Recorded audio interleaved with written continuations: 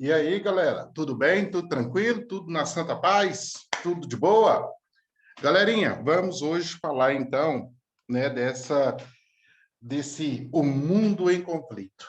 Vamos entrar numa área de conflito agora muito grande, né, dentro da disciplina de história. Vamos falar agora da Primeira Guerra Mundial. Nós vamos falar agora também sobre a Rússia. Nós vamos destrinchar um pouco, né, sobre o que foi essa Primeira Guerra e os seus levantamentos, o que levaram a essa Primeira Guerra e as suas consequências, é claro, né? Então a partir de agora, a gente vai entrar nesse mundo de conflitos mundiais, ok, galerinha? Vem comigo que aqui tem conhecimento e transmitindo melhor ainda para vocês esse conhecimento, ok?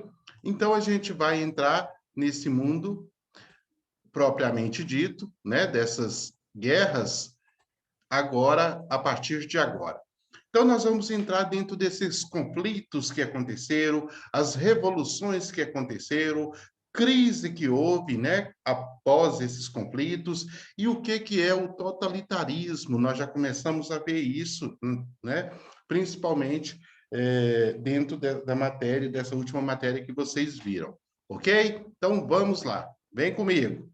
Vem comigo que vamos ter mais conhecimentos, obter mais conhecimentos. Bom, Primeira Guerra Mundial. Quais foram a causa, né, as causas dessa Primeira Guerra Mundial? Disputa por colônias afro-asiáticas. Lembramos do neocolonialismo, né, daquele colonialismo que estava sofrendo os países do continente africano e os países do continente asiático. Temos também aqui a disputa por minas de carvão entre a França e a Alemanha, disputa por uma supremacia industrial. Lembrando que a Revolução Industrial ela está prosseguindo. Ela começa lá na Inglaterra e ela vai dando prosseguimento para outros países, né? Então, vai haver essa supremacia industrial. Movimentos nacionalistas dentro do Império Russo e do Império Austro-Húngaro. E o assassinato do Francisco Ferdinando, que vai cair como uma bomba para o levante desse conflito que vai acontecer a posteriori, que é esse Francisco Ferdinando, que ele é o herdeiro, né, do trono austro-húngaro. É uma causa imediata, como eu falei, de grande relevância. Então, dentro dessa Primeira Guerra Mundial, nós temos aqui as políticas da aliança. Política da aliança é quando países se juntam ao outro para irem à guerra. Nós vamos ter, então, a Tríplice Aliança, que é formada pela Alemanha, pela Itália e pela Áustria-Hungria, e temos também a Tríplice Entende, que está a França, a Inglaterra e a Rússia. Tá? Então, a gente vai falar muito sobre isso. Dentro dessa Primeira Guerra, a característica, né, as características dessa guerra é o quê? Envolvimento dos países, né, de todos os continentes. Maior parte das batalhas na Europa. Guerra de movimento entre agosto e novembro de 1914. Guerra de trincheiras, 1915, batalhas navais, 1917, entrada dos Estados Unidos, né? Agora os Estados Unidos já está se tornando uma potência e vai começar a se desenvolver mais ainda. E vamos ter também a retirada da Rússia desse processo. Novembro de 1918, nós vamos ter então a rendição alemã, né? Prosseguindo, então, a Primeira Guerra Mundial, de 1914 a 1918, ela durou 4 anos, né? Ela vem como consequência 10 milhões de mortos, invenções tecnológicas, vai haver muitas mortes, mas também vai haver um avanço tecnológico muito grande, principalmente em termos de armamentos, né? Armamentos bélicos, armamentos que dão status a os países que têm e que vão desenvolver. principalmente os Estados Unidos. Nós temos destruição das cidades e dos campos também. Nós temos o racionamento de alimento, grave crise, porque uma guerra ela gera uma crise muito grande, né? Que a gente vai destrinchar isso mais à frente. Os países europeus vão contrair dívidas enormes com os Estados Unidos.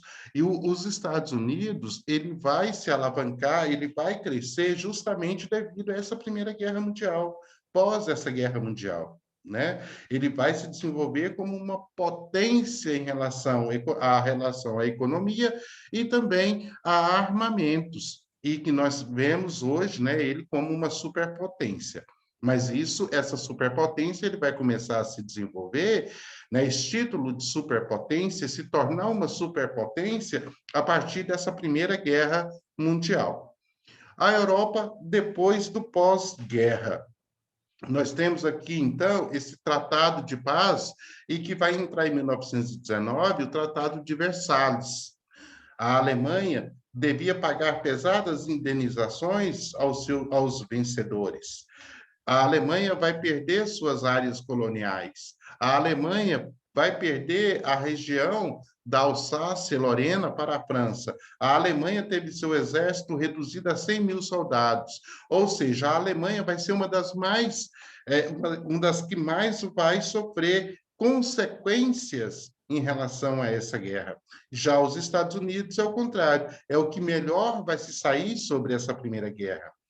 Em 1919, nós temos a criação da Liga das Nações, né? Vai surgir aí essa Liga das Nações.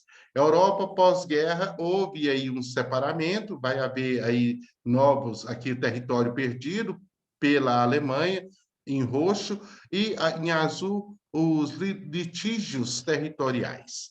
Né? Então, um mapinha aqui para a gente ver como que vai ficar essa Europa pós-guerra. E aí nós vamos entrar também dentro dessa Revolução Russa, 1917. Né? Nós vamos ter uma Rússia pré-revolucionária, nós vamos ter uma sociedade agrária da Rússia, uma sociedade do campo, nós vamos ter uma acentuada desigualdade social, que vai acontecer, e vai ter uma monarquia absolutista, que é denominada de czarismo, né? Isso dentro de uma crise política. Em 1905, nós vamos ter derrota militar frente ao Japão e nós vamos ter o Domingo Sangrento. Galerinha, lembrando que é uma aula espelho, tá? É uma aula de conhecimento prévio e que nós vamos discutir sobre esses tópicos aqui mais à frente, mais a posteriori, nas nossas aulas, né, que temos semanalmente. Nós temos, então, dentro dessa Revolução Russa, um processo revolucionário em 1917, né? A intensificação da oposição.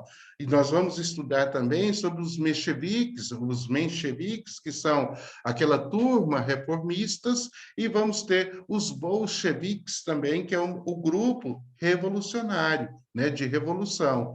Dentro dessa Revolução de Fevereiro, nós vamos trazer guerra, crise de abastecimento e inflação, greves e rebeliões, renúncia do czar, instauração de um governo provisório dentro desse grupo dos mencheviques, né? Com esse grupo mencheviques reformistas adentrando, e a oposição dos sovietes, tá?